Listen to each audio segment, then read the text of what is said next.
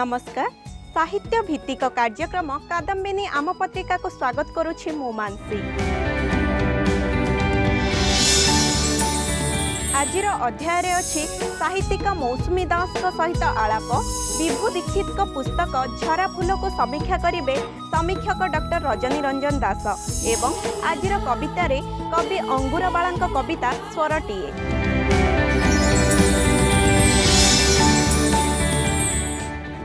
ओडिया सारस्वत जगत रे जे केते जण नारी साहित्यिका निजको प्रतिष्ठित करि पारिछंती साहित्यिका मौसुमी दास सेमानक मध्यरे अन्यतम। तेबे आसंतु आजिर आलापरे भेटिबा सेही प्रतिष्ठित नारी साहित्यिका मौसुमी दास को।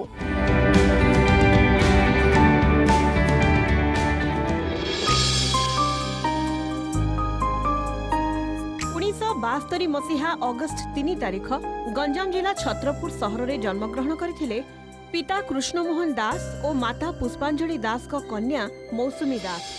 छोटिया छत्रपुर सहरर जो परिवार रे से जन्मग्रहण करथिले ताहा थिला एक श्रृंखलित अनुशासित स्वाधीनता संग्रामी और साहित्यिक परिवारर परिवेश। निज बापा जेजे बापांक ठरु आरंभ करी घर को आसुथिबा गुरुजन मानक साहित्य चर्चा द्वारा कोमलवती मौसुमी धीरे धीरे साहित्य जगत को प्रवेश करथिले। मु खूब छोट बेलू घर भितर पढ़ापढ़ीर परिवेश देखी आसी। मो जेजे जड़े स्वाधीनता संग्रामी, जेजेमा भी स्वाधीनता संग्रामी थिले। दुही को संसर्ग रे आसीथिबा बहुत समाजसेवी संस्कारक घर को आसुले। बापा जड़े साहित्यिक थिले। से अनाम गोष्ठीर जड़े सदस्य थिले एवं सक्रिय भाव में से अनाम गोष्ठीर रीति अनुसार कविता लिखुथिले। घर को ब्रज अंकल, क्षीरोद अंकल भली बड़ बड़ साहित्यिक आसुथिले। आउ से माने सब संध्या बेले आसी बहुत राति पर्यंत आसर करुथिले। से सब देखिबा मते बहुत भल लागुथिला। छोट बेलू घरे कविता गल्पर माहौल थिला। जेतेबेले छातरे आसर तैयारी हुए, कविता आसर हुए, सेतेबेले मु लुचि लुचि सीढ़ी रे सेमानक कविता शुणुथिली। बुझे कि न बुझे मते भल लागुथिला। तापरे घरे समस्तकर पढ़िबार गोटे अभ्यास थिला। सेइथिबेई मु भी छोट बेलू पढ़िबारे मन देइथिली। शिशुलेखा, मन पवन, मीना बजार ए सब पत्र पत्रिका आम घर को नियमित आसुला। आमे सब पढ़िबा पई मु और मो सान भौणी सब बेले राति रे सोइला बेले गप शुणु जेजेबापांकठू स्वाधीनता संग्राम रो गप। से केमिति पिकेटिंग पई मद्य निवारण आउ विदेशी वस्त्र वर्जन पई पिकेटिंग करिया पई निजे गीत सब लिखुथिले आउ गाउथिले। से कथा हमको कहंती। से सब शुणिला परे मते लागे जे आम घर भीतर गोटे साहित्यिक वातावरण मो छोट बेलू देखि आसी।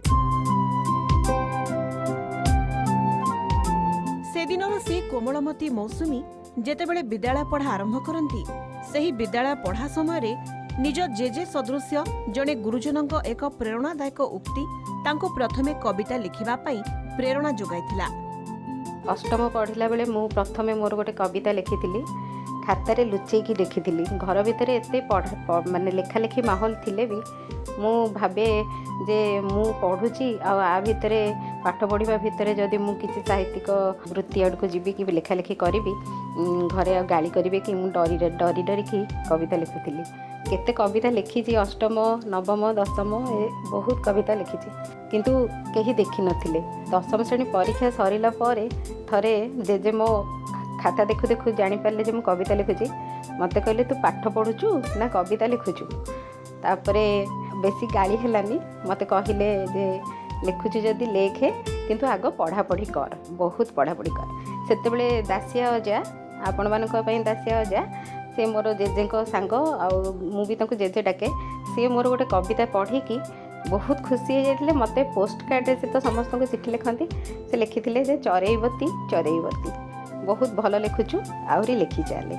बापा भी खुशी होइथिले जे मो झियो भी मो भली कविता लिखुचु। एपर्यंत लेखा लेखी करबा दिगरे मते मो बापा आ मो माँ आ मो भौणी माने प्रेरणा जोगी आछंती। से माने समस्ते मोर प्रथम पाठक भाव में मोर भूल त्रुटि को सुधारती कहती एमती लिखिथिले भल होइथांता। मु तापरे निज गप को सजाड़े कि कविता को सजाड़े। मोर प्रथम कवितार पाठक मो मझिया भौणी अनिमा दास। से सब बेले मते कवितार कहे जे यही कविता एमती करे आउ भल हम यही सब घर भितर प्रेरणा मिले सांगसाथी अन्य साहित्यिक गुरुजन मैंने सब बहुत भाव में उत्साहित कर ईश्वर दत्त आशीर्वाद भाव में लेखालेखी को भावे। दासिया जेजेଙ୍କ प्रेरणारू जेभଳି मौसुमी दास स्कूल जीवनरू कविता लेखा आरंभ करथिले सेहीपरि कॉलेज जीवन रे अनेक बड़ बड़ लेखक मानक प्रेरणारू प्रेरित हुई से धीरे धीरे गल्प लिखिबा मध्य आरंभ करथिले एवं गोटिए परे गोटिए पहाच चढ़िला भली गोटिए परे गोटिए अनेक पत्र पत्रिका रे गल्प लिखि से धीरे धीरे गाल्पिकार परिचय पाई परिथिले। मु जेतेबेले ग्रेजुएशन पढ़ुली प्रथमे गप लिखिली से गप मोर कॉलेज मैगजीन रे बाहर थिला गोटे शिक्षित बेकार युवक को लेकिन मोर गप थिला समस्त को बहुत भल लगी तापरे परे मते प्रेरणा मिलिला गप लिखिबा पई मु तो ओडिया रे एमफिल करिछि मु जेतेबेले ओडिया रे ऑनर्स नै पाठ पढ़ुली सेतेबेले मोर कॉलेज रे अध्यापक विश्वरंजन थिले आउ बहुत साहित्यिक थिले से मैंने मते परवर्ती समय प्रेरणा जोगई लेखालेखी करने जिते पीजी गली ओडिया रे ब्रह्मपुर यूनिवर्सिटी सेतेबेले गप लिखापी मते बहुत प्रेरणा जोगई स्वर्गत बाउरी बंधुकर जी मोर विभाग मुख्य थिले से सब बेले मते कहूले मौसुमी तोर गप बहुत भल हो गपरे मन दे तेणु मु कविता लेखा धीरे धीरे धीमे देली गप लेखा आरंभ कली सेतेबेले ब्रह्मपुर विश्वविद्यालय गोटे गल्प प्रतियोगिता होता आ मुझे प्रथम अंश ग्रहण करी दाशरथी दास मोर प्रोफेसर थिले से भी मते कहले जे तुम गप बहुत सुंदर है एमती बहुत बड़ बड़ लेखकों प्रेरणा पाई उत्साह पाई गप लिखापी तेणु मोर गपरे मु अधिक मन देली तापरे एमती लेखु लेखु लेखा तो चली छोट बड़ पत्रिका को पठाऊली 1997 मसीह मु सचिवालय सेवारे जोगदेली सेठी पाहाच पत्रिका प्रथमे मोर गप बाहर 97 रु 2004 मोर पूरापूरी लेखा बंद थिला किंतु 2004 मसीह जितेबाला मते पाहाच पत्रिका गप मागिले मु गप देली तापर पर स्पर्श रे गप देली आ से सब गप बहुत प्रशंसित होता समस्त गप लेखा सेमती जारी रहिला 2010 मसीहा बेलू सागरिका और ध्वनि प्रतिध्वनि रे जेतेबेले मोर गप आ कविता उभय बाहरिला मते सेतेबेले समस्ते प्राय ओडिसा रे साहित्यिका बोली चिन्हिले आ सेई दिनठु आज पर्यंत मोर लेखा जारी रहिछि। जणे साहित्यिकार परिचय पाइला परे से धीरे धीरे कविता और गल्प लेखारू समालोचना अनुवाद और प्रबंध लेखा मध्य आरंभ करथिले। समालोचना अनुवाद और प्रबंध सहित ऐतिहासिक पृष्ठभूमि उपरे मध्य अनेक किछि लेखा लिखिछंती। गल्प और कविता व्यतिरेक मु किछि बही जहाँ मोर पसंद आसे मु तार पाठकीय अभिमत लिखे समालोचना तो ठीक भाव कहीपरिनी कारण आजिकल समालोचना कहीकि केवल तार सकारात्मक दिगटा देखा जाउछि तार कोठी भूल भटका देखा जाउ नाही तेणु मु पाठकीय अभिमत बोली मु ताकू कहे मु समालोचना कहेनी जदिओ मु उभय दिग को लिखे ता छड़ा मु हिंदी रे अनुवाद भी करे किछि किछि प्रबंध लिखे आउ ऐतिहासिक स्थान विषय किछि लिखे शिशुपालगढ़ महोत्सव हुए शिशुपालगढ़ दि लॉस्ट सिटी नामक गोटे मैगजीन बाहर से मोर ऐतिहासिक पीठस्थली जो अच्छी आमर ओडिशा रे किंबा पाइक विद्रोह उपरे मु किछि किछि लिखे प्रति वर्ष सेटा थरटे बाहर मु तादरे लिखे। अतीतर साहित्य और वर्तमान साहित्य मध्य अनेक पार्थक्य रही सेतेबेलर साहित्य एवं आजिर साहित्य भाषारे लेखारे क्रमान्विति परिलक्षित होइछि बोली से कहती एवं निज लेखा को मध्य सही अनुसार लेखिबा पई से चेष्टा करिसंती। प्राचीन युग मध्य युग रीति युग आ आधुनिक युग यही सब समयर साहित्य ओडिया साहित्य केमती थिला आमे ताको अध्ययन करिछु आ मु देखिछि सारला दासंक महाभारत आउ बलराम दासंक दांडी रामायण जगन्नाथ दासंक भागवत सबू मु पढ़ी संपूर्ण भाव में पढ़ी एवं तार भाषा शैली आउ रचना शैली को देखी आसी रीति जुगरे उपेन्द्र भंजकर काव्य आउ दीनकृष्ण दासंक काव्य आमे सबू से सबू पढ़िला बेले निश्चय भाषार गोटे क्रमोन्नति हेबा देखी आसीछु। आधुनिक जुगरे आमे राधानाथ राय समय किंबा तापर परे मायाधर मानसिंह समय एवं सत्यवादीर पंच सखा गोपबंधु गोदावरी मिश्र एम रचना सब पढ़ी। भाषार क्रम विवर्तन घटी। आग राजोचित भाषा लिखा होता, सांस्कृतिक भाषा लिखा होता, अति उच्चांग साहित्य सृष्टि होता। तापरे धीरे धीरे से लोकाभिमुखी होती। फकीर मोहन का रचना जो लोकाभिमुखी करेची रेवती छमेण आठगुंट से सब मु पढ़ी। आउे चेष्टा कर मो लेखार साधारण पाठक आरंभ करी उच्चांग साहित्यर पाठक समस्त को मो लेखा केमिति स्पर्श करूँ। वर्तमान जो साहित्य लेखा होची सेठी दैनंदिन जीवन में जहाँ कहूचे से कथा को साहित्य रे भी आम परिप्रकाश करुचे।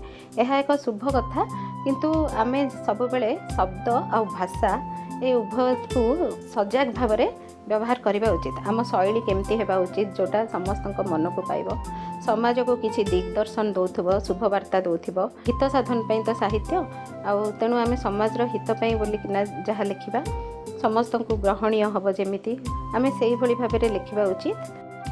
साहित्यिका मौसुमी दास का अद्यावधि जीवनी उपरे से 4टी गल्प संकलन, कॉफी हाउस, मीमांसा, मेघमुक्त आकाश एवं गोटे कविता संकलन रास पर्व रचना करिसंती।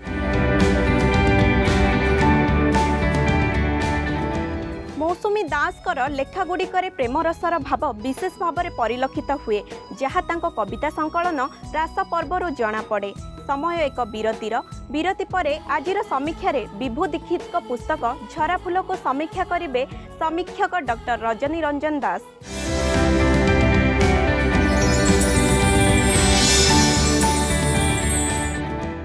विरति परे स्वागत।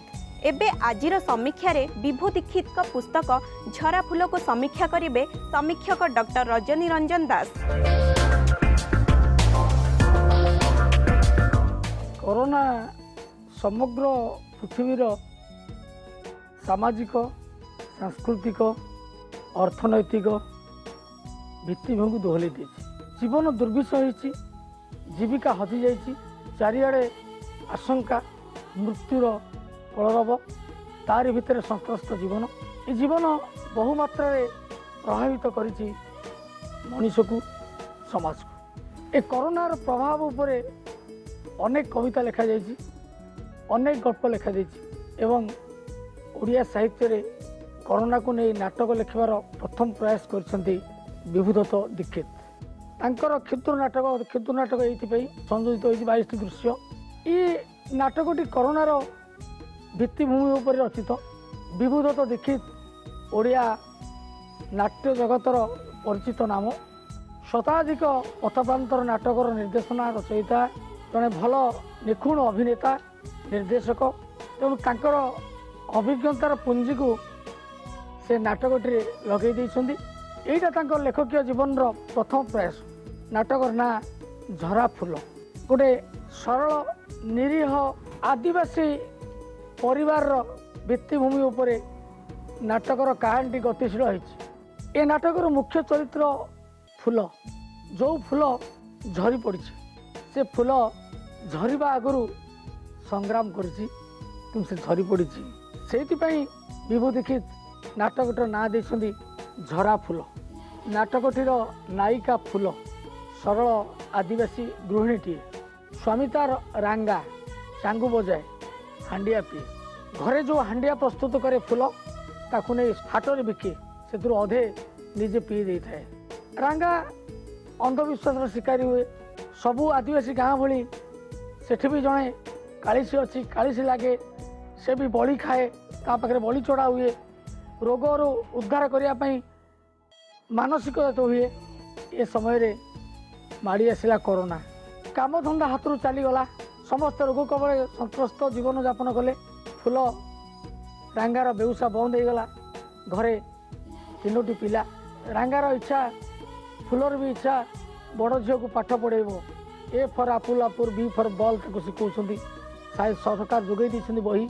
लता नामक जी आमर जड़े विलेज वर्कर, अंगनवाड़ी वर्कर, सी आसी बही जोगाउछन्ति, खाद्य रसन जोगाउछन्ति। बहुत स्वप्न देखी फूल। यही समय खबर पाई रांगा जे गाँव में किसी सहरी बाबू आसी गोटे पत्थर खोला काम करुँच। से मैनेजर संग्राम दृष्टि पड़ी फूल उपरे। फूल 3टी संतान जननी हेले भी तार से जो सौंदर्य से जो नैसर्गिक सौंदर्य जो प्राकृतिक परिवेश रे गढ़ा निटोल शरीर उपर तार नजर पड़ी। घटना चक्र काम को डाकी मैनेजर रांगा गछरू पड़ जाइए रांगा काम को जापारनी गोड़ भांगी जाइए चांगूर स्वर अस्पष्ट हो उठी फूल अंटा भिड़ी परिवार को बचाई से कम कर आदिवासी महिला सागर संग्राम मैनेजर सचराचर सबू नाटक से थाए सहरी बाबू मैंने उत्पीड़न करती शोषण करती किंतु एठी फूल शोषण शिकार हो पारनी। आगुरी फूल बारंबार कही जे मो पाई मो पेटू बड़ मोर इज्जत आ जी मो इज्जत उपर आखि पकेब ता आखिटा को ताड़ीदेवी ना कलिजा उठारे आनी ता जीवन नहीं से तो फूल जा संग्राम ताको बलात्कार करने समय फूल हत्या कर नाटकर करुण परिणति से दुख करना समस्ते खुशी होती एवं नाट्यकार निजस्व मत नेपथ्य स्वर भासी आस फूल ठीक कला कि भूल ताहा विचार तो कोर्ट रे चलो जज महाशय तार विचार करेंगे हेले नारी जाति प्रति जितेबाला कई पाशविक आचरण करे तार अंतबोधे एमती हवा दरकार बणमूलक हसुवा फूलटी गोटे पुरुषर पाशविक लालसा आज पलटिगला धरा फूल यही गोटाए शणापर ही यही गोटाए उक्ति ही नाट्यकार समग्र नाटकटी को ये अंत कर समग्र नाटकर विचार बोधर को ये प्रकाश कर आंगिक दृष्टिकोण विचार कले यह एक छोट नाटक बा एकांकिकार पर्यायभुक्त कर दृश्य गुड़िक छोट यह चित्रायित करे कैमेरा रे तुली रखा पारे जेहेतु जड़े अभिज्ञ निर्देशक जड़े भल अभिनेता विभू दीक्षित प्रति स्तर यथेष्ट जत्नवान तेरे अनेक स्थल किछिटा असंगति परिलक्षित हुए यथा जो रांगा और फूलंकर अंतरंग मुहूर्त आसी कहूँ पिला माने शोले ताहले आमे खाई सारी डिबिटा निभे दे अंधार मिसीजा इमोशनाल भावप्रवण हो पड़ी रांगा रांगार मुहरे ए शणापटी किछि मात्रा बेखाप लगिले अनेक स्थल प्रेमर परिप्रकाश कर चमत्कार शणापरे जमती रांगा कहूँ फूल को आलो पागेली दिह सीना बुढ़ा हुए हेले मन हुए नेलो आउ गोटे स्तर सेमती अच्छी तो हाथ तैयारी हांडियार निशा पूरा अलगा राति जेते बढ़ुव निशा सेते चढ़ुव चमत्कार शणाप संजना प्रति मुहूर्त लेखक जत्नवान होती नाटक प्रथम शेष पर्यंत उत्कंठा जारी रखी प्रथम कृति हेले झरा फूल लेखक नाट्यकार विभूदत्त दीक्षित उत्तम प्रयास एथिरे संदेहर अवकाश नहीं यह चमत्कार भाव में यार मंच मूल्य यथेष्ट अच्छी आंगिक और आत्मिक दृष्टिकोण यह एक सफल सृष्टि एथिरे कहिबार कौनसी द्विधा मोर नहीं। झरा फूल एक आदिवासी महिलार कहानी पुस्तकर नामकरण अनुसार चरित्रटी किपरि फूल परि झरी जाउछि ताहाको एठारे लेखक प्रकाश करिसंती। समय आउ एक विरति परे आजिर कवितारे कवि अंगुर बाळांक कविता स्वरटीए।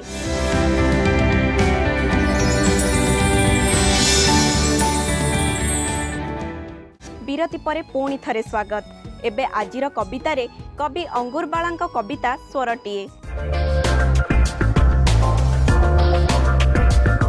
शब्दरे निशब्दरे आलुओरे अंधारे अनेक शब्दंकर रोड़ भितरे अतिक्रम थाए ये पृथ्वी अनेक स्वर अनेक ध्वनि प्रकम्पित करुथाए ए मन को ए आत्मा को सेमिति किछि स्वर अटकी जाए गोटे कविर हृदय रे मु छाणी आनी से स्वर गोटे आपणक पाई कविता स्वरटीए। एजाए केबे भी भेटी नथिले आमे एकांतरे एजाए केबे भी भेटी नथिले आमे एकांतरे सबुथर परी एथर भी गोठे तारांक सह तमे आकाश फेरी कला बेले पणत उहाड़े घिओ दीपर संज सलिता धरी बाहरी परिथिली मो सबुथर परी एथर भी गोठे तारांक सह ତମେ ଆକାଶ ଫେରି କଲାବେଳେ ପଣତ ଉହାଡ଼ରେ ଘିଅ ଦୀପର ସଞ୍ଜ ସଳିତା ଧରି ବାହାରି ପଡ଼ିଥିଲି ମୁଁ। ଦିଘଡ଼ି ଅନ୍ଧାର ଯାଏ ସଞ୍ଜ ଆଳତୀର ମନ୍ତ୍ରିତ ପ୍ରାର୍ଥନା ପରେ ଆଖି ଖୋଲି ଦେଖେ ତ ଦ୍ୱିତୀୟା ତିଥିର ଜହ୍ନ ପରି ପୋଷେ ଆଲୁଅର ବାଙ୍ଗ୍ମୟତା ବାଣ୍ଟି ତମେ ଫେରିଗଲଣି କେତେବେଳୁ। ଦିଘଡ଼ି ଅନ୍ଧାର ଯାଏ ସଞ୍ଜ ଆଳତୀର ମନ୍ତ୍ରିତ ପ୍ରାର୍ଥନା ପରେ ଆଖି ଖୋଲି ଦେଖେ ତ ଦ୍ୱିତୀୟା ତିଥିର ଜହ୍ନ ପରି ପୋଷେ ଆଲୁଅର ବାଙ୍ଗ୍ମୟତା ବାଣ୍ଟି ତମେ ଫେରିଗଲଣି କେତେବେଳୁ। ସଞ୍ଜ କଢ଼ିଙ୍କ ଅଫିଟା ପାଖୁଡ଼ାରେ ଗୁଞ୍ଜି ଦେଇଗଲ ଖଣ୍ଡେ ପ୍ରୀତି ଚିଟାଉର ବାର୍ତ୍ତା। ଆଲୁଅ ପକ୍ଷର ଆଶା ପରି ଯେତେ ଫିଟି ଫିଟି ଗଲା ପାଖୁଡ଼ା ସେତେ ମହକିତ ହେଲା ପାହାନ୍ତି ପବନର ବାସ୍ନା। ଆମେ କେହି ବି କାହାକୁ ଛୁଇଁ ନଥିଲେ ଏଯାଏ, ଆମେ କେହି ବି କାହାକୁ ଛୁଇଁ ନଥିଲେ ଏଯାଏ। ଦେହର କଂସା କବାଟ ଖୋଲି ପଶିପାରୁନଥିଲା ବିହୁଳ ଭାବାବସରେ ଆକ୍ତା ମାକ୍ତା ସରୁ ଆଲିଙ୍ଗନଟିଏ। ଏଇ ତ ସବୁ ଛାଡ଼ି ବସି ପଡ଼ିଲ ପୁଷ୍ପ ମଧ୍ୟ କେଶର କାଣ୍ଡିରେ, ସବୁ ଛାଡ଼ି ବସି ପଡ଼ିଲ ପୁଷ୍ପ ମଧ୍ୟ କେଶର କାଣ୍ଡିରେ। ମୁକ୍ତିର ଜମାନବନ୍ଦୀରେ ଲେଖିଦେଇଗଲ ପଦ୍ମଗର୍ଭର ଠିକଣା। ସ୍ୱରଟିଏ ସ୍ପନ୍ଦନଟିଏ ହୋଇ ଏଯାଏଁ ଗୁଣୁଗୁଣଉଥିବା ଭ୍ରମ ଏଇ ଜଣାପଡ଼ିଲା ପ୍ରେମ ବୋଲି। ସ୍ୱରଟିଏ ସ୍ପନ୍ଦନଟିଏ ହୋଇ ଏଯାଏଁ ଗୁଣୁଗୁଣଉଥିବା ଗୋଟିଏ ଭ୍ରମ ଏଇ ଜଣାପଡ଼ିଲା ପ୍ରେମ ବୋଲି। କବୟତ୍ରୀ ଅଙ୍ଗୁରବାଳାଙ୍କର ଏହା ଏକ ଚମତ୍କାର କବିତା ଅଟେ ଯାହା ହୃଦୟର ଗଭୀରତମ ପ୍ରଦେଶକୁ ଛୁଇଁ ପାରୁଛି। ଦର୍ଶକ ବନ୍ଧୁ, ଆଜି ତ ସମୟ ହୋଇଗଲାଣି। କାର୍ଯ୍ୟକ୍ରମକୁ ଆମେ ଏଇଠି ରଖୁଛୁ। ପୁଣି ଦେଖାହବ ଆସନ୍ତା ଅଧ୍ୟାୟରେ। ରହୁଛୁ, ନମସ୍କାର।